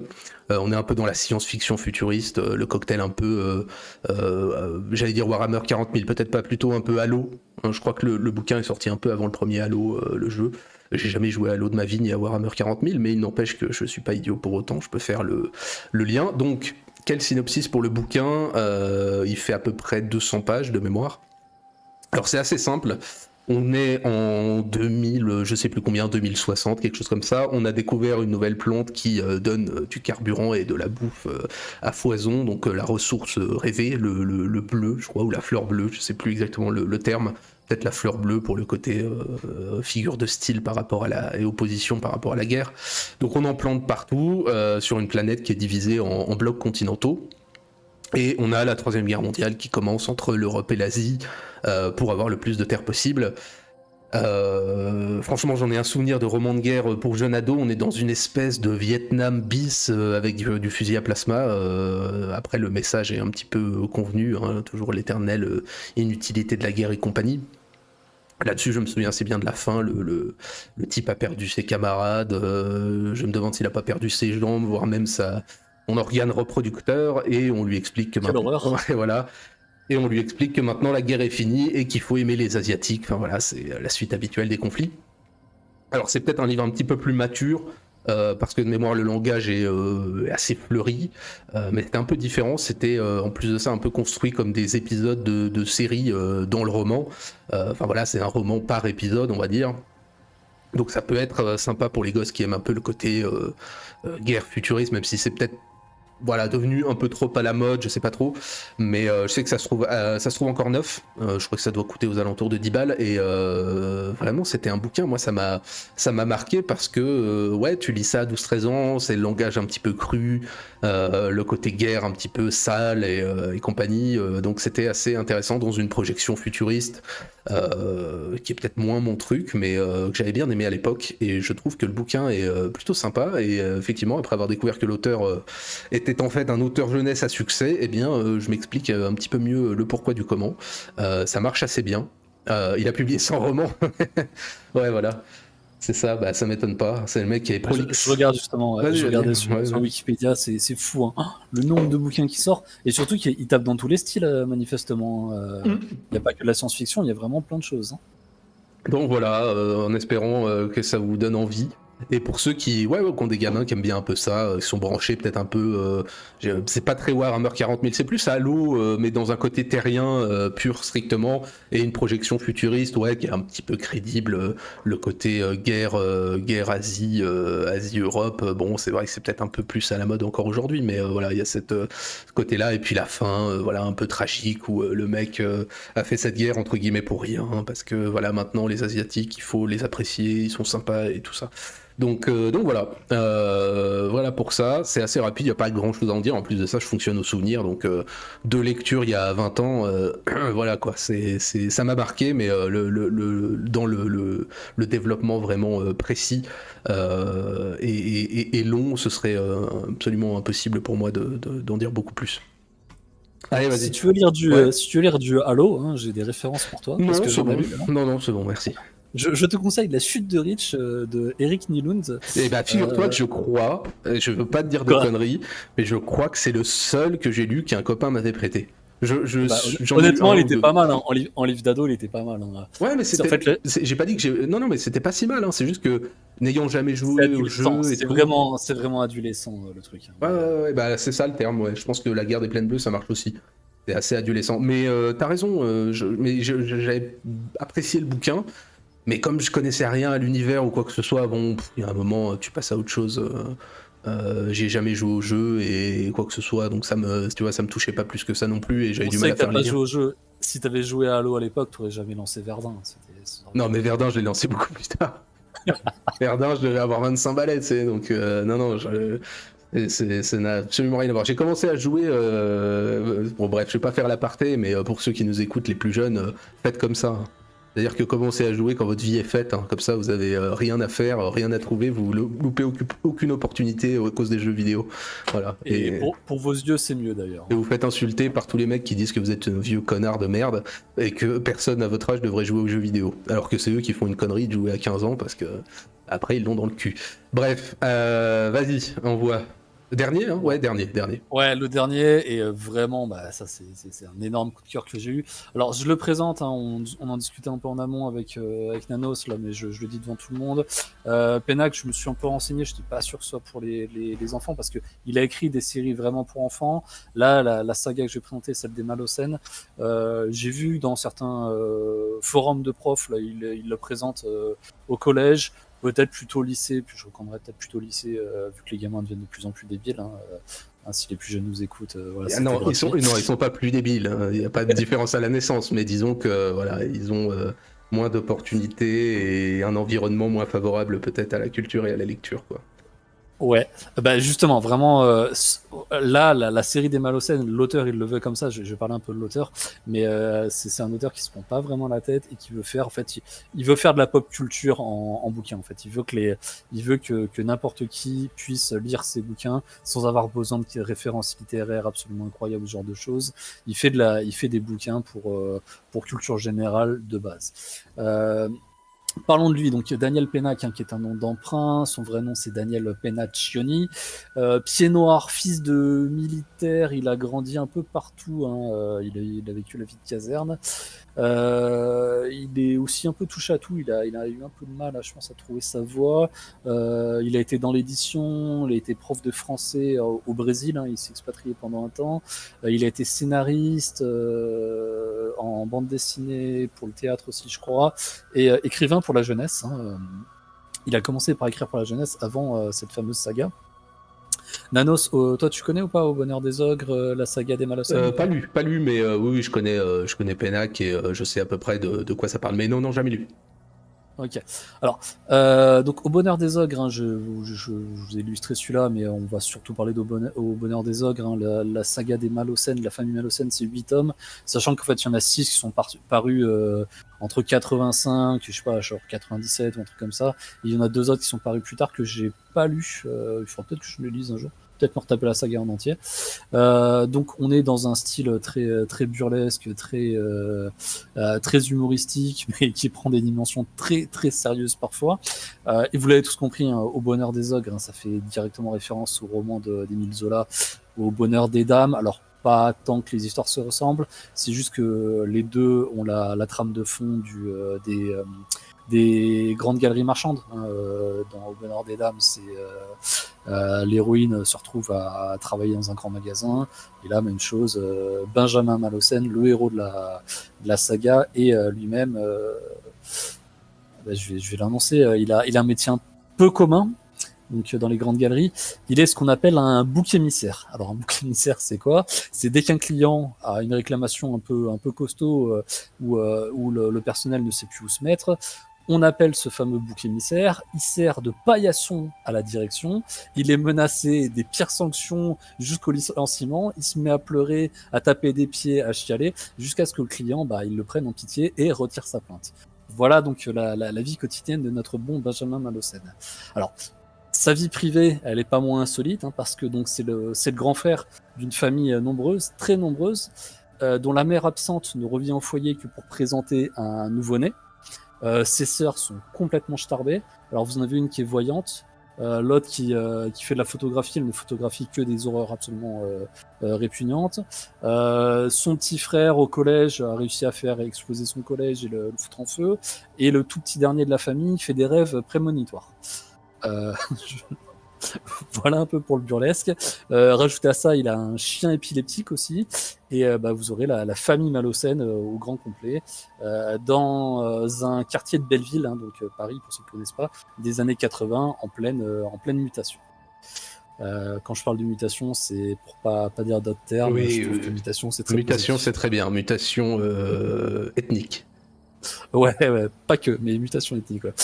Alors, comme si ça suffisait pas d'avoir un boulot de merde et une famille complètement starbée, sa petite vie tranquille, wink wink, hein, va commencer à être sérieusement perturbée quand des bombes vont éclater dans son magasin. Donc il y en aura 3, toujours en sa présence, c'est ce qui le placera en première position dans la liste des suspects. J'avais pris en note que c'était un récit tout en humour. Les personnages sont complètement absurdes et hauts en couleur. Vraiment, vous dévorez cette saga. Donc on a Au bonheur des ogres, c'est le premier tome. Vous en aurez 6 hein, qui suivent derrière, plus 2 nouveaux tomes ensuite. Voilà ce que je disais en intro, je n'ai pas encore lu. Chacun fait référence, le titre de chacun des tomes fait référence à des grands classiques de la littérature. Vous aurez, c'est quoi derrière, je crois que c'est la fée carabine ensuite. Enfin, il y aura toujours des espèces de jeux de mots. Vous avez des aventures rocambolesques. Lui, là, dans le premier tome, il va essayer de mener l'enquête pourquoi les bombes explosent pour pouvoir se dédouaner. Il aura un pied dans la police d'un côté, de l'autre côté, il aura à traiter avec des malfrats. Tous les gens dépendent de lui tombent sur le dos. Ses collègues sont complètement fous. Sa famille est complètement folle. Ce pauvre homme, l'auteur doit le détester, vraiment, il doit le détester. Et il lui fait toutes les crasses possibles et inimaginables. Vous passez des moments incroyables à lire la saga Malocène. Moi, j'ai dû les lire, mais je sais pas, peut-être, putain. Il y a eu 2-3 ans, je reprenais la saga en entière quand j'étais ado. Vraiment, que vous soyez ado, que vous soyez plus jeune, hein, même collégien, vous pouvez le faire, ou que vous soyez adulte et vous ayez envie d'une lecture un peu légère, un peu très abordable, même j'ai envie de dire. Et lisez ça, franchement lisez ça. Les endroits où vous pouvez pas trop vous concentrer pour lire, si vous prenez le métro, vous partez en vacances, des choses comme ça, vous prenez ça, c'est vraiment tordant. Je vois, il y a le commentaire. Il y a une adaptation au cinéma donc du premier tome, hein, Au bonheur des ogres, qui est très très cool. Le film, j'ai vu qu'il y a des bons retours, j'ai pas eu la curiosité de le regarder, je connaissais bien le bouquin donc ça m'intéressait pas. Et le bouquin était assez bien vendu, traduit en anglais, en italien. Ah oui, non, mais la saga Malocène, c'est assez connu. Hein. Ouais, c'est assez connu, ouais. Et si tu veux ajouter autre chose. Non, du tout. Non, absolument rien, vas-y. Non, j'allais dire aussi, tu vois, même sans l'avoir lu, au-delà de l'existence, je savais même le contenu et tout ça, donc c'est vrai que c'est un truc dont on parle assez souvent, ouais. Enfin, pour les gens qui s'y intéressent, entre guillemets. Daniel Pena, j'ai lu la plupart des trucs qu'il avait écrit. Je me rappelle, il avait fait un truc sur le corps humain, là, qui est sorti il y a pas longtemps, enfin il y a quelques années, que j'avais trouvé absolument incroyable aussi. Il a un style très à part. Il se veut pas intellectuel, quoi. C'est un auteur qui ne se veut pas intellectuel. Le style est très fluide, c'est pour ça qu'on peut le recommander aux plus jeunes. Bon, évidemment, il y aura des petites histoires de cul, des trucs comme ça, parfois un peu de violence crue. Bon. Honnêtement, à 14-15 ans, je suis pas sûr que ça choque un. Non, surtout aujourd'hui, quand même pas dessiller un peu sur la jeunesse. Hein. On l'a été aussi, bon voilà, c'est ce qui se passe. Non, mais surtout quand on parle de sexe, je veux dire, c'est pas descriptif ou quoi. Ça parle de c'est pas un film de Keshish, quoi. Ça parle de ses pannes sexuelles principalement parce qu'il a pas que son boulot et sa famille sur le dos. Il y a aussi d'autres problèmes dans sa vie. Bref, non, je recommande vraiment Daniel Pena, j'adore ce qu'il a pu faire. La saga Malocène, j'adore. Quand j'ai préparé ce truc, j'ai qu'une envie, c'est d'aller voir ma mère pour lui piquer parce que je sais qu'ils sont chez eux. Alors je crois que c'est moi qui les ai achetés, hein, ce qui est encore un vrai scandale. J'ai encore des comptes à régler avec ma mère. On a tous, c'est la psychanalyse de base. Hein. Ah ouais, non mais là, incroyable. Et j'ai vraiment envie de me les relire et je vous conseille de le faire. Ça se dévore. Juste, bon, rigolons 2 minutes. Hein, les thèmes sont quand même très, très cosmopolites à chaque fois. Lui, il est pote avec les loupards du quartier, le machin, le truc, avec l'inspecteur asiatique, etc. Bon, notons quand même que le monsieur Pénac, quand il est parti au Brésil, c'est qu'il ne supportait plus les évolutions de son bon quartier de Belleville, parce qu'il vivait lui aussi à Belleville, hein, l'auteur comme le personnage. Donc je crois connaître les affiliations politiques de Monsieur Pénac. Je pense qu'il est un petit peu focus d'écrire des romans cosmopolites et de quitter les quartiers un peu cosmopolites de sa ville. Mais je clore ici la parenthèse. Voilà. Soit un auteur classique, donc, qui ne dit pas ce qu'il pense et ne pense pas ce qu'il dit. C'est normal. C'est normal. Ok, allez, passons à la fin. Tac. Récit tiré de l'histoire de Byzance de Jean Defrane. Bon, là, on est sur le livre que j'ai poncé le plus. Hein. Jean Defrane, pour la petite histoire, c'est un résistant qui est devenu, après la guerre agrégée d'histoire, qui a fait à la base plutôt quelques bouquins d'histoire classique sur la gauche, sur l'occupation. C'était plutôt ça son thème, et qui a fait donc quelques livres jeunesse, dont cette série, récits tirés d'histoire de l'histoire de, et puis là en l'occurrence donc c'est Byzance. Donc celui-ci a été publié en 1966, comme Le Prince de Méia d'ailleurs, et je n'ai absolument aucune idée de pourquoi mes parents le possédaient, puisqu'ils n'ont strictement rien à carrer de Byzance, et de l'histoire en général, mais je sais pas, en tout cas il a fini dans mon placard. Ce qui est sûr, c'est que je peux encore tous vous les citer, les récits en question, hein, je m'en souviens de tous: Théodora à l'hippodrome, la sédition Nika, Bélisaire, l'ambitieuse Irène, Basile le Bulgaroctone, 1204, Manuel II en voyage, voilà, chute de Constantinopole, je me souviens de quasi tous les récits et de même tous leurs titres. Je rappelle qu'on est encore une fois dans une époque presque pré-internet, hein. En tout cas moi je l'ai pas eu avant 2001, donc j'ai lu ce livre bien avant, et je découvrais un monde dont je n'avais strictement jamais entendu parler, hein. J'ai déjà dit la même chose pour Zululand, mais les mêmes causes produisent les mêmes effets. Et je me souviens assez bien de la première lecture, alors qui n'était pas du tout avec cette couverture, c'était vraiment la couverture d'origine. Le choc intellectuel que ça a été de découvrir un empire dont je n'avais jamais entendu parler, et qui se pointait de la fondation, hein, en 330 jusqu'à 1453 et la chute dans le livre. Un empire avec voilà, toutes les formes, tous les points de vue, une histoire longue qui allait du légionnaire au canon. Je me disais, comment est-ce que c'est possible qu'on n'en parle pas partout tout le temps? Et puis après j'ai découvert qu'en fait tout le monde s'en branlait, à juste titre.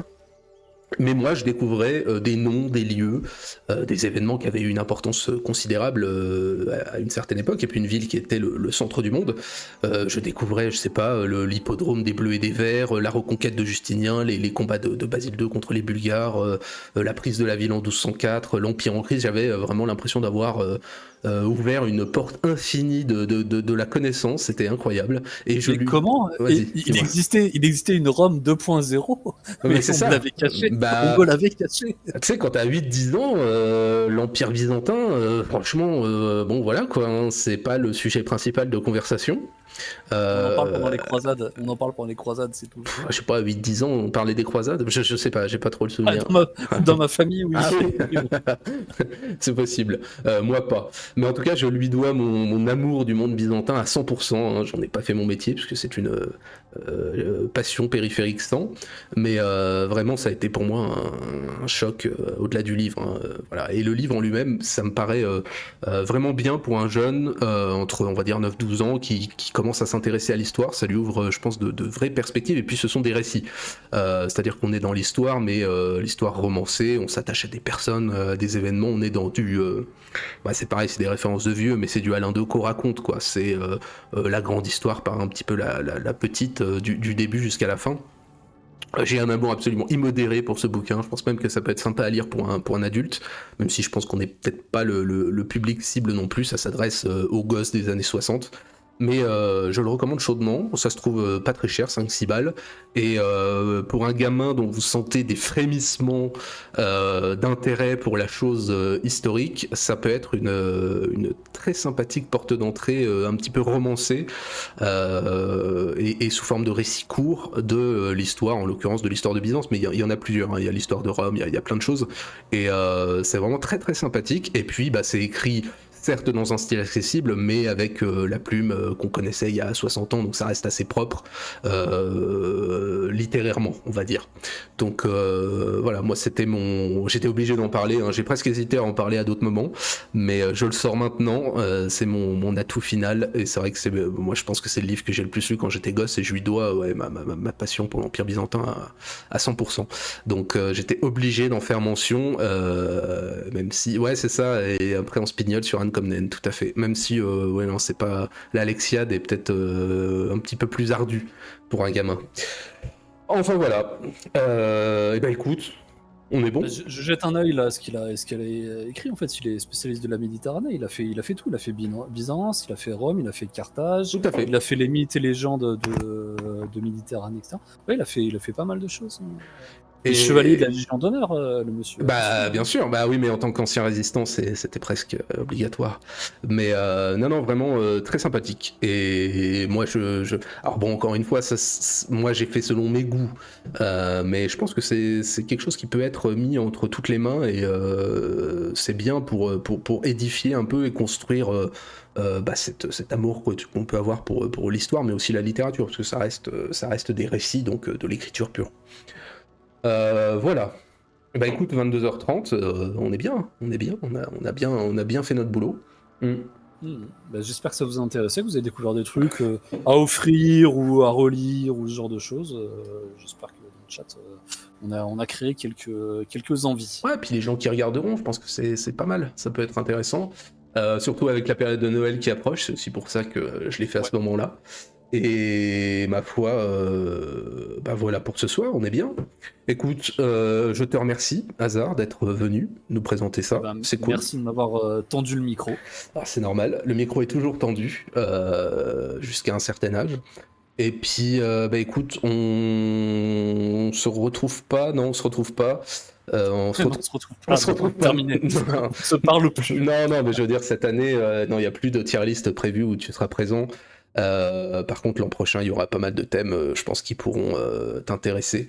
Donc ça peut être cool. On va essayer parfois de se plonger un peu dans l'enfance. Je te dis, on fera, je pense, les jeux vidéo qui nous ont marqué étant gosse. Ça peut être aussi sympa, même si effectivement, il y aura peut-être moins de il y a peut-être moins de transmissibilité possible, ça paraît un petit peu plus compliqué. Je pense qu'il faudra faire des années ou des choses comme ça, il y a tellement de choses à dire. Ah non, c'est pas, t'en retiens 5 et hop. Bah moi je sais pas, j'étais pas un très grand joueur, donc du coup c'est vrai que moi c'est pareil. Hein. Mais moi j'étais un très grand tout, moi je lisais plein de bouquins, je lisais plein de BD, je faisais plein de jeux vidéo, t'es le meilleur d'entre je nous, faisais toi. plein de sports, et je sais pas, quand j'entends les gosses modernes me dire ouais mais ça j'ai pas le temps, tu fais, bah croire que je branlais rien, moi je sais pas, j'en sais rien, qu'est-ce que je faisais moi, je sais plus.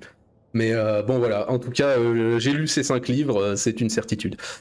Du coup, eh ben, écoute, je te dis bonne soirée, on se retrouve en général vendredi pour la session 8 de notre partie sur Europa Universalis 4. Et puis, qu'est-ce qu'on a à faire dimanche? On parlera Vienne fin de siècle, on parlera du lieutenant Burda de Ferdinand van Saar. Et mercredi prochain, je ne sais plus ce qu'on a, mais je crois qu'on n'a rien. Pas de réception. Donc voilà. Allez, à plus tout le monde, bonne soirée à tous, et à bientôt. et à plus. Yes.